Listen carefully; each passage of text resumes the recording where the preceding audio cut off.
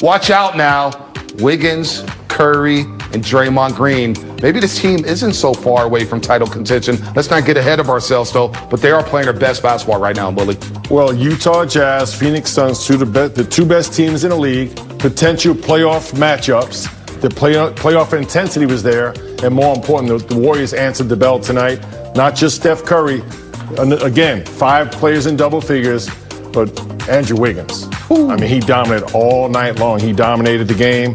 And just an incredible performance on back-to-back nights. And Wiggins coming into his own plate every single night this season, Darrell. And he's been Mr. Consistent. Got the All-Star break. Legs were a little bit tired there. But as the Warriors hold on to the number 8 seed after Memphis blew out the Dallas Mavericks, he kept the Warriors in it, where Steph Curry goes 7 for 22, couldn't buy 3, goes 1 for 11 from the three-point line at night after going 3 for 13. And you know what Wiggins says? I got your back, MVP. I got your back, Steph Curry. And he put this team on his back. And that's how it should be, Bonte. Steph Curry's been having an amazing season. He struggled a little bit tonight. I thought the Phoenix Suns did a great job guarding him. But Andrew Wiggins came up big time and did what he does. Two-way Wiggs, got it done. Phoenix Suns, give them credit for their defense. They did a tremendous job guarding Steph, limiting his opportunities. But we said at halftime, the ball was moving. They were getting good looks. They couldn't make open threes. What won this game was those 3 consecutive threes by Andrew Wiggins, JTA, and Jordan Poole. So as long as you're getting good shots, you're going to feel good about your approach to the game. Phoenix overcommitted to Steph. The ball was moving beautifully. They were getting open looks. They knocked those 3 consecutive threes down, and that's what won the game. Warriors are 5-9 on the back end of a back-to-back this season. They now improved to 6-9, and they sweep the Jazz and the Phoenix Suns, and now they get 2 days off before they take on the Pelicans Friday night. Let's go back down to Chase Center and get a live reaction from Bob Fitzgerald and Kalina Azubuike. The reason we love sports is because it's unscripted.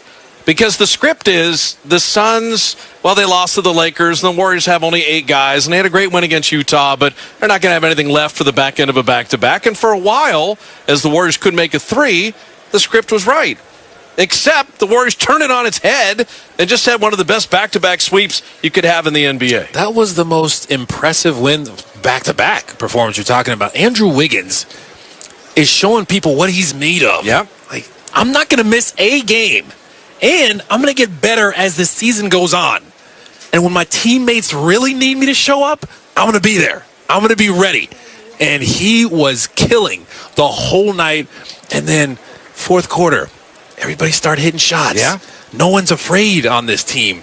The mental toughness is through the roof with this squad. The grittiness. You talked about scrappiness.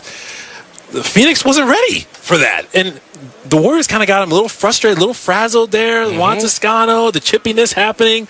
And Warriors used that. And they kind of went on a little bit of a run. It was kind of a slow upward trend. They figured it out, man. What a performance. I'm mystified. If you look at the fact that Jordan Poole and Ken Bazemore had 39 last night and 37 tonight, I guarantee Phoenix said if we stop Steph Curry, which they did, holding him 1 of 11 on threes, they didn't expect that 3 critical threes would be Wiggins, Juan Toscano-Anderson, and Jordan Poole, all in the fourth quarter. And what it does when you have 5 players in double figures out of the 8 that played is that this is the first time they really pulled Steph out of the mud to win a game. Curry was gassed, didn't have a good shooting night, and the Warriors came up with the win. His teammates had his back. His teammates know how hard it is to deal with what Steph is dealing with right now. All the bodies he sees, the physicality, and then the high IQ defenders that this team has, the Suns have, Mikal Bridges, Jay Crowder, even Chris Paul, just making sure that he felt them a lot tonight. And he was never in rhythm until the end. And he kept fighting. He kept moving without the ball. They used him as a decoy at times, fake handoffs. They got openings. They missed a ton of open shots, but they knocked down the big ones when they needed them. So you look at the big picture. The Warriors are in the play-in tournament. We know that. Probably Sunday decides whether it's 8 or 9. But what is certain is they will play either Utah or Phoenix in round 1 if they make it that far. And this was a nice preview this week to see those 2 teams. The other thing is, look at Chase Center and the home record for the Warriors. They're becoming very difficult to beat in this building. Keep adding more fans, and I can't wait for Friday at 6:30 bring on Memphis, and then who knows what happens with the play-in tournament. But this back-to-back is something we're going to be talking about for a while. It was that special.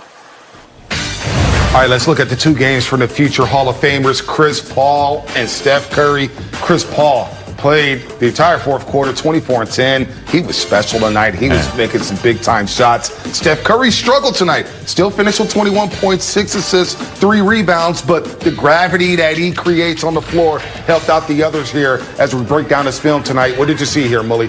Well, just great movement out the basketball, and Phoenix was locked in on Steph. They were sending 2-3 bodies, running him off the three-point line, but Steph, his relentless, perpetual motion, he's always going to find his shots. And as you said, Bonte and Darrell, he's always going to create opportunities for his teammates with his body movement. Yeah, you got to pay so much attention to him. And you could tell the Phoenix Suns had that day off and had a little bit of time to prepare for Steph Curry. Mully and I, we were talking about the rotations after he threw the pick and roll. They took away a lot of things, made it hard on him, put that length and size on him, tried to be physical with him as well. But Steph Curry still tried to find ways to be creative and get his teammates open shots. All right, the scoring average dipped just a little bit. He came in averaging 31.9. He's at 31.8. But still, he will take the win over the scoring title any day of the week. But this is something I think Darrell and Mully we're going to see in the playoffs, right? The way Phoenix played Stephen Curry, we could expect that moving forward, whether it's New Orleans, Memphis, the play-in game, and whoever they see in the first round possibly. Yeah, this was a playoff atmosphere. This is how guys are going to be dialed in to the game plan, to whatever players are doing, whatever the game before. So I thought Phoenix Suns did a great job. Still a little immature, still, made some mistakes down the end. Didn't finish the job like they should have, but the Warriors, they stuck it out and found a way to win. Back-to-back wins against the two best teams in the league in playoff atmospheres. The stars showed up for all three teams these last 2 games, right? Steph, Draymond had triple-double tonight. Wiggins was incredible.